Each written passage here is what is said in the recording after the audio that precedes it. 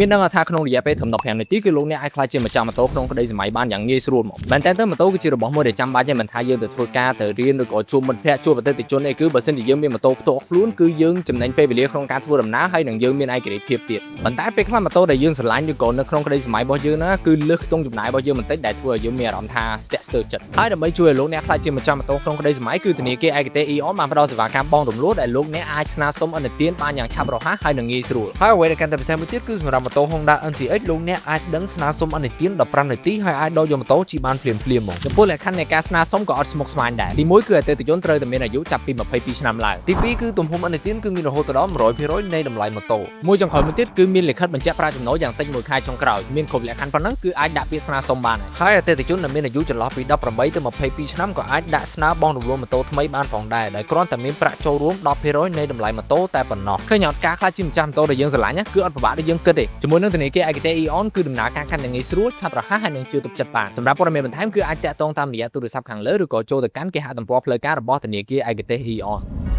ធនាគារឯកទេស Eon សាមញ្ញរហ័សងាយស្រួល